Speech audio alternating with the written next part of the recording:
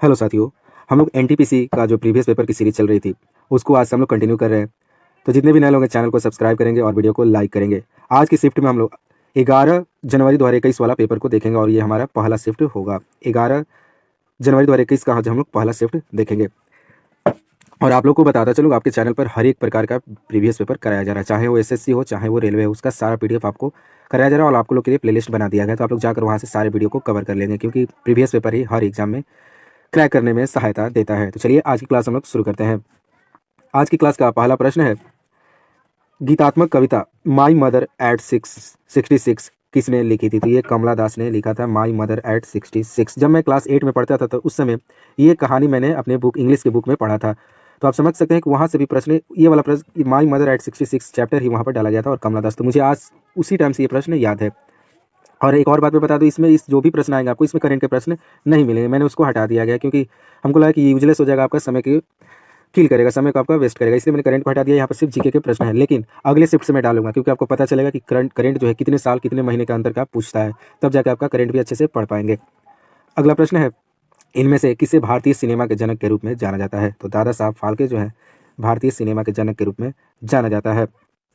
अगला प्रश्न है, कंप्यूटर के संदर्भ में किसी स्टोरेज डिवाइस के डाटा प्राप्त करने या किसी परिधीय इकाई से डाटा प्राप्त करने के लिए लिया गया समय खाली स्थान के रूप में जाना जाता है, उसे हम एक्सेस टाइम के नाम से जानते हैं। तो ये प्रश्न कंप्यूटर का है। तो यहाँ एक दो प्रश्न तो कंप्यूटर के ही बनेंगे, तो आप लोग लास्ट टाइम में कंप्यूटर के प्रश्नों को भी देख लेंगे।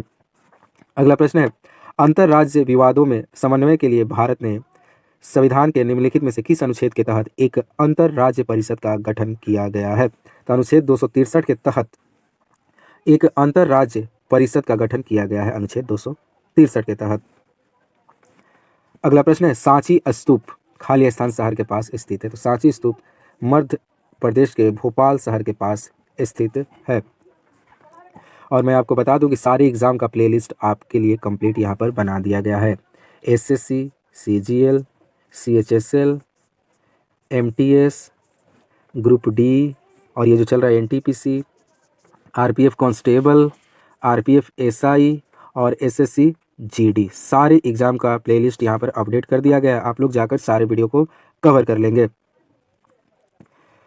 1992 में ब्राजील में आयोजित हुई United nation conference of environment and development को किस नाम से जाना जाता है? तो इसे हम पृथ्वी शिखर सम्मेलन के नाम से जानते हैं। और ये कब आयोजित हुआ था? 1992 में ब्राजील में आयोजित हुआ था। तो ये प्रश्न ये तो ऐसे ही पूछता, फिर पूछता है कि पृथ्वी शिखर सम्मेलन कब हुआ था? तो 1992 में हुआ था। पृथ्वी शिखर सम्मेलन कब हुआ, तो कहाँ हुआ था? तो ब्राजील में हुआ था। तो ऐसे प्रश्न पूछ लिए जाते हैं, इसलिए सारे इससे रिलेटेड फैक्ट को आपको याद करना होगा।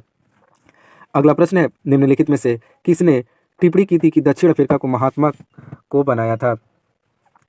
तो चंदन देव नेसन ने कहा था कि दक्षिण अफ्रीका ने महात्मा को बनाया था। अगला प्रश्न है, भारत में किंग जॉर्ज पंचम और क्वीन मैरी का स्वागत के लिए 1911 में गेटवे ऑफ इंडिया को पारंपरिक खाली स्थान शैली में बनवाया गया था। तो इसे इंडो सार्सेनिक शैली में बनाया गया था। किसको? तो गेटवे ऑफ इंडिया को 1911 में जॉर्ज पंचम और क्वीन मैरी के स्वागत में। अगला प्रश्न है, आधुनिक विद्युत मोटर खाली स्थान सिद्धांत पर कार्य करता है? तो ये विद्युत चुंबकीय सिद्धांत पर कार्य करता है आधुनिक मोटर। अगला प्रश्न है, गुजरात स्थित जूनागढ़ की गिरनार पहाड़ियाँ खाली स्थान आमों की किस्म के लिए प्रसिद्ध है? तो ये केसर आम के लिए प्रसिद्ध है जूनागढ़ की पहाड़ियाँ, जो कि गुजरात में स्थित है। अगला प्रश्न है, निम्नलिखित में से कौन सी ई शॉपिंग वेबसाइट नहीं है? आपको बताना है इसमें से कौन सी वेबसाइट है जिसपे शॉपिंग आप नहीं कर सकते हैं। तो ट्विटर जो है ये शॉपिंग वेबसाइट नहीं, ये तो एक सोशल नेटवर्किंग साइट है जिसपे अपने विचारों को हम लोग रखते हैं। लेकिन जेबोंग, फ्लिपकार्ट, पेपरी जो है ये सब ई शॉपिंग वेबसाइट है। अमेजन भी है आपका, मिंत्रा भी है, तो आप लोग ये सब याद रखेंगे, कॉमन बात है। अगला प्रश्न है, गन्ने के पौधे खाली स्थान को रासायनिक ऊर्जा में बदलने वाली प्रभावी परिवर्तकों में से एक है? तो ये सूर्य के प्रकाश को रासायनिक ऊर्जा में बदलने वाले प्रभावी परिवर्तकों में से एक है। तो कौन? तो गन्ने का पौधा सूर्य के प्रकाश को रासायनिक ऊर्जा में बदलते हैं। अगला प्रश्न है, अंतर्राष्ट्रीय परमाणु ऊर्जा एजेंसी की स्थापना किस वर्ष की गई थी? तो इसकी स्थापना 1957 में की गई थी, अंतर्राष्ट्रीय परमाणु ऊर्जा एजेंसी। अगला प्रश्न है, एक अलग अनुशासन के रूप में मैक्रो इकोनॉमिक्स के संस्थापक जनक के रूप में किसे जाना जाता है? तो जॉन मेनार्ड किन्स को मैक्रो इकोनॉमिक्स के संस्थापक के रूप में जाना जाता है? ये प्रश्न बहुत ही इंपॉर्टेंट है, आप लोग इसको मार्क कर लेंगे। माइक्रो इकोनॉमिक्स संस्थापक जॉर्ज मेनार्ड किन्स। अगला प्रश्न है, सहसंयोजक बंध दो परमाणुओं के बीच इलेक्ट्रॉनों की साझेदारी के परिणाम स्वरूप निर्मित होते हैं ताकि दोनों पूरी तरह से भरे हुए खाली स्थान कोष को प्राप्त कर सके। तो बाहतम इसका आंसर हो जाएगा। आउटर सेल में जितने भी कोष्ठक होते हैं उन्हें पूरा कर सके। Valence electron. सहसंयोजक बंध यानी कोवेलेंट बॉन्ड में जब होता है तो इलेक्ट्रॉन के शेयरिंग से ये बॉन्ड बनता है ताकि वो अपने बाहरी सेल को भर सके। अगला प्रश्न है, आंख की फोकस दूरी को समायोजित कर निकट और दूर की वस्तुओं पर ध्यान केंद्रित करने की क्षमता को आंख की खाली स्थान कहा जाता है, तो उसे हम आंख का समंजन कहते हैं। अगला प्रश्न है, प्रथम गोलमेज सम्मेलन कब शुरू हुआ था? तो नवंबर 1930 में प्रथम गोलमेज सम्मेलन हुआ था। जब मैं आरपीएफ कांस्टेबल का पेपर कर रहा था उसमें गोलमेज सम्मेलन से तो हर शिफ्ट में प्रश्न पूछ रहा था। देखिए फिर एनटीपीसी भी पूछ दिया। तो 3 गोलमेज सम्मेलन हुए थे, आप लोग तीनों को डेट वाइज याद कर लेंगे। पहला 1930, दूसरा 1931 और तीसरा 1932, और ये तीनों लंदन में आयोजित किए गए थे। अगला प्रश्न है, भारत में खाली स्थान में परमाणु ऊर्जा की गतिविधियों की निगरानी के लिए परमाणु ऊर्जा आयोग की स्थापना की गई थी। तो अगस्त 1948 में परमाणु ऊर्जा की गतिविधियों की निगरानी के लिए परमाणु ऊर्जा आयोग की स्थापना की गई थी। कहाँ? तो भारत में। तो परमाणु ऊर्जा आयोग की स्थापना अगस्त 1948 में की गई थी। अगला प्रश्न है, लखनऊ कढ़ाई की किस पारंपरिक कला के लिए प्रसिद्ध है? तो ये प्रश्न बहुत बार पूछा था आरपीएफ कांस्टेबल में। चिकनकारी जो है कढ़ाई की एक पारंपरिक कला है जो लखनऊ में विकसित हुई है, वहाँ के लिए प्रसिद्ध है। अगला प्रश्न है, भारत रत्न पुरस्कार के प्रथम प्राप्तकर्ता और स्वराज पार्टी के संस्थापक कौन थे? तो सी राजगोपालाचारी जो है स्वतंत्र पार्टी की स्थापना की थी 1959 में, और ये भारत रत्न प्राप्त करने वाले प्रथम व्यक्ति थे, सी राजगोपालाचारी। अगला प्रश्न है, दुनिया के बाकी देशों के साथ किसी एक देश के लेन देन को संक्षेप में बताने वाले खाते के समूह को खाली स्थान कहते हैं। उसे हम भुगतान शेष कहते हैं, बैलेंस ऑफ पेमेंट कहते हैं। इसे क्या कहते हैं, एक बार और देख लेते हैं। दुनिया के बाकी देशों के साथ किसी एक देश के लेन देन को संक्षेप में बताने वाले खाते के समूह को हम भुगतान शेष कहते हैं। अगला प्रश्न है, बंगाल के नवाब सिराजुद्दौला प्लासी की लड़ाई में किस वर्ष हारे थे? तो प्लासी की लड़ाई 1957 में हुई थी, जिसमें बंगाल के नवाब जो थे सिराजुद्दौला हार गए थे और अंग्रेजों को नेतृत्व रॉबर्ट क्लाइव ने किया था। अगला प्रश्न है, किसानों की त्वचा को कीटनाशक के प्रभाव से बचाने के लिए खाली स्थान द्वारा एक टॉपिकल जेल विकसित किया गया है। तो ये जो किया गया है स्टेम सेल विज्ञान और पुनर्नियोजित चिकित्सा संस्थान द्वारा ये विकास किया गया है। Institute of stem cell science and regenerative medicine जो थे, इन्होंने एक जेल का आविष्कार किया है जो किसानों को त्वचा को कीटनाशकों वाले दवा से बचाने के लिए किया है।